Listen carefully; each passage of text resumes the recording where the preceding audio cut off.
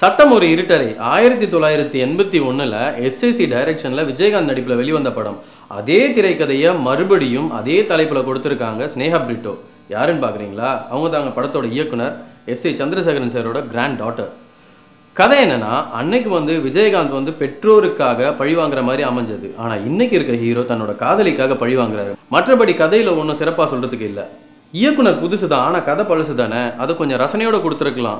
ஏன்னா சட்டம் மட்டும் இருட்டல்ல, கதையும் இருட்டடிக்கப்பட்டிருக்கோன்னு தோன்ற அளவுக்கு ஆயிருது ரசிகர்களுக்கு. கதையில காதல் காட்சிகள் ரொம்ப நல்லாவே ரசிக்கும்படியா அமைஞ்சிருக்கு.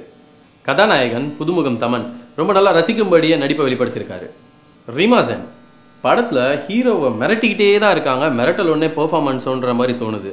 இன்னும் கொஞ்சம் நடிக்க வச்சிருக்கலாம் அவங்கள. கதாநாயகிகள் பியா, பிந்து மாதவி, கழுகு மற்றும் கோ படங்கள்ல நடிச்சிருந்தாங்க. அந்த ஒரு எதிர்பார்ப்பே இந்த படத்துல இல்லாம போயிருக்கிறது கொஞ்சம் வியப்பா தான் இருக்கு. அதுலயும் பியா கதை முழுக்கவே ஒரு குழந்தைத்தனமா தெரிகிறது என்னமோன்னு தோணுது. அவங்களோட இறப்பு பெரிய பாதிப்பாவே இல்லைங்க. அதுதான் கதைக்கு பழிவாங்க காரணங்கிறது ஒரு அழுத்தமா இல்லை கதையில.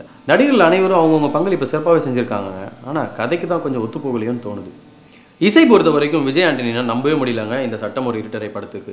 ஏன்னா எந்த விதத்திலையுமே கதைக்கு பலம் சேர்க்காத இசை. படத்துல வசனம் ரொம்ப யதார்த்தமாகவே அமைஞ்சிருக்கு. காதல் காட்சிகளாகட்டும், சோக காட்சிகளாகட்டும், இறுதி காட்சிகளாகட்டும், எல்லாத்துலேயுமே வசனம் ரொம்ப தன்னிறைவு அடைஞ்சிருக்கு. சட்டம் ஒரு இருட்டறை படத்துல இறுதியா வர்ற எஸ்.ஏ. சந்திரசேகரின் கதாபாத்திரம் நிறைவு. என்ன ஒரு திருப்தினா, கதையில என்ன சொல்லணும்னு நினைச்சிருக்காங்களோ அது ரசிகர்களை போய் சேர்ந்துருதுங்க.